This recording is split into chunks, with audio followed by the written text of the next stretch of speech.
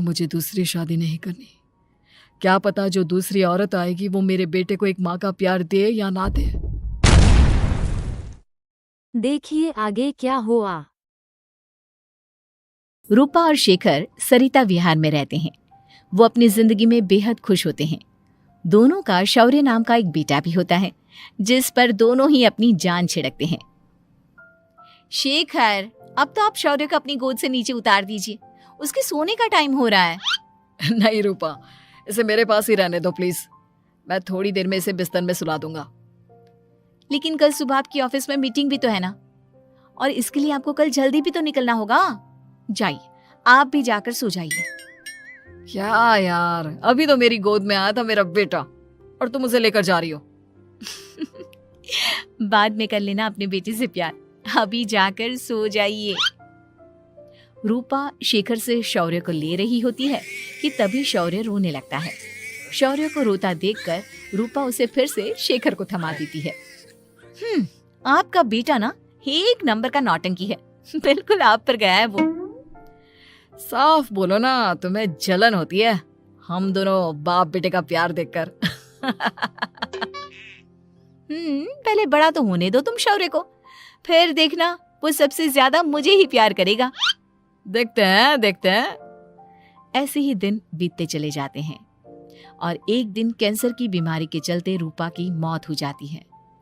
अब शौर्य 3 साल का हो चुका होता है, जिसके कारण उसकी दादी शेखर पर दूसरी शादी का दबाव बनाने लगती है। शेखर, शौर्य अभी बहुत छोटा है और उसे इस समय एक माँ के प्यार की बहुत जरूरत है। माँ, मुझे दूसरी शादी नहीं करनी। क्या पता जो दूसरी औरत आएगी वो मेरे बेटे को एक माँ का प्यार दे या ना दे। तो रूपा की छोटी बहन वैशाली से ही शादी क्यों नहीं कर लेता? वो तो शौर्य को एक माँ का प्यार पूरा दे सकती है ना। मैंने कहा ना माँ, मुझे दूसरी शादी नहीं करनी, और अपनी ही पत्नी की बहन से तो हरगिज नहीं। ऊपर से अगर रूपा देख रही होगी तो वो क्या सोचेगी? अपने लिए ना सही, लेकिन तुझे शौर्य के लिए तो शादी करनी ही पड़ेगी ना बेटा। शेखर कुछ कहता उससे पहले ही अंजुमन उसे रूपा की कसम दे देती है, जिसके आगे मजबूर होकर शेखर शादी के लिए हामी भर देता है। देखो वैशाली, मैंने तुमसे शादी सिर्फ अपने बच्चे के लिए की है। मैं चाहता हूं कि तुम उसे एक माँ का भरपूर प्यार दो।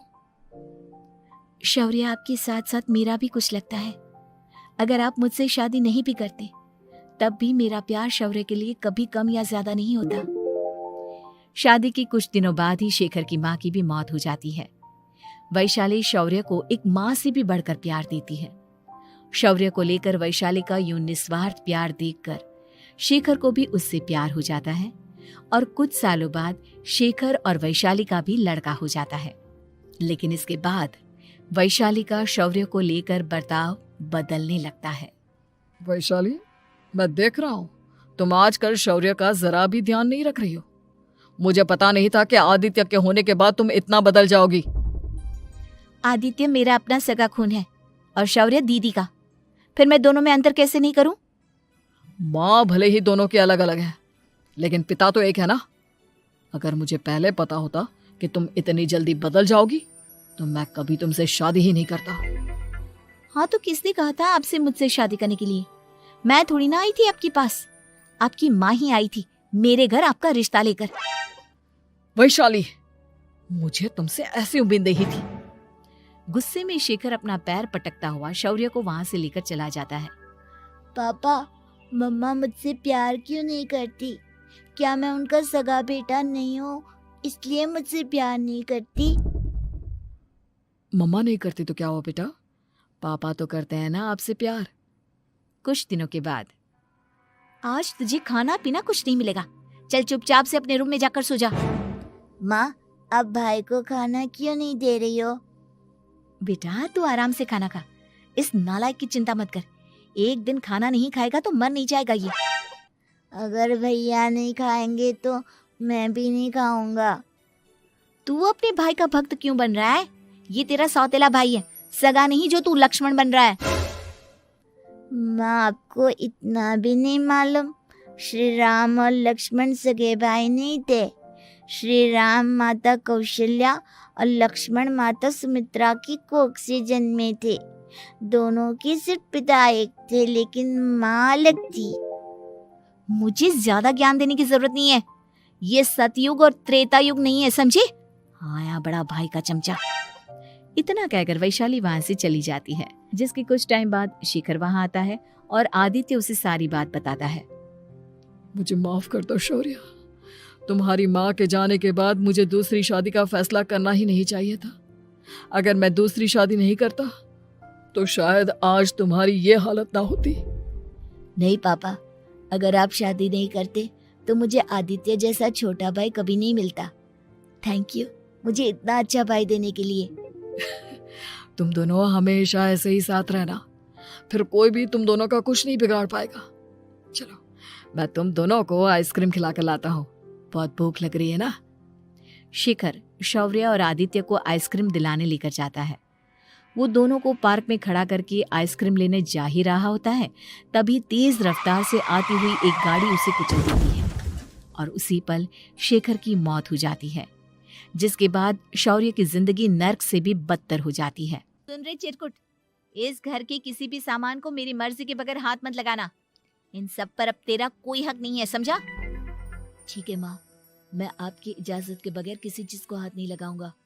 चल जाकर अब पूरे घर की सफाई कर। महज 7 साल का शौर्य वैशाली के कहने पर अपने नन्हे नन्हे हाथों से पूरे घर की सफाई करने लगता है। ऐसे ही दिन बीतने लगते हैं, लेकिन मासी से माँ बनी वैशाली को उस मासूम से बच्चे पर जरा भी तरस नहीं आता। क्यों शौर्य, ये घर में इतनी गंदगी कैसे हो रही है? ढंग से सफाई नहीं की है क्या तूने? माँ मैंने तो अच्छे से सफाई की थी, लेकिन आदित्य बार बार इधर उधर चलकर गंदा कर देता है। अच्छा, खुद से एक काम ढंग से नहीं होता और अपनी गलतियों का जिम्मेदार मेरे बेटे को ठहराता है।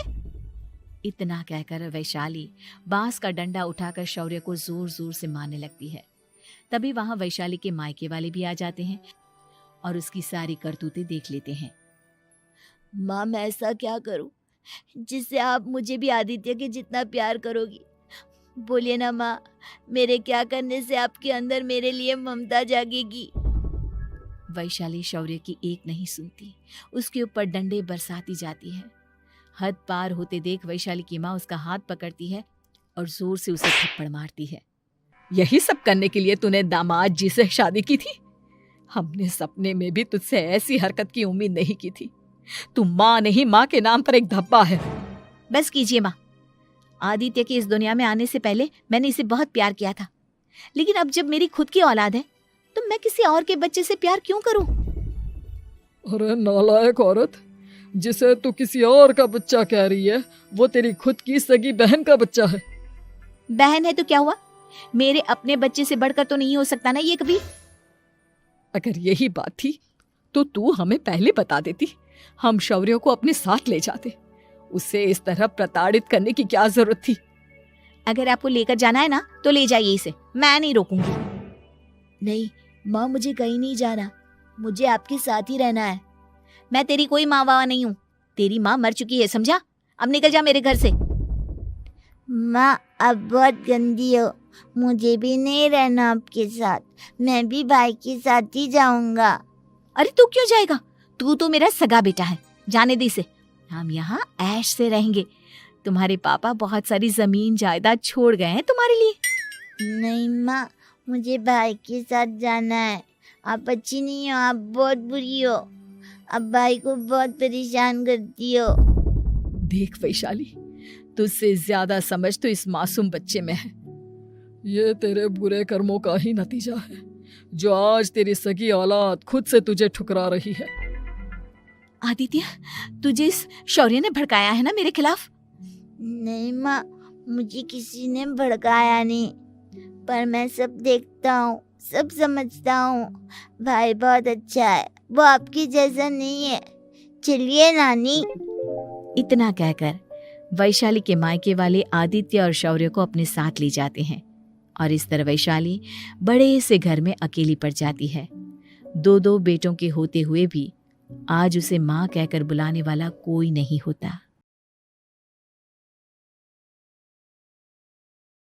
8 फेरों का 8वां वचन।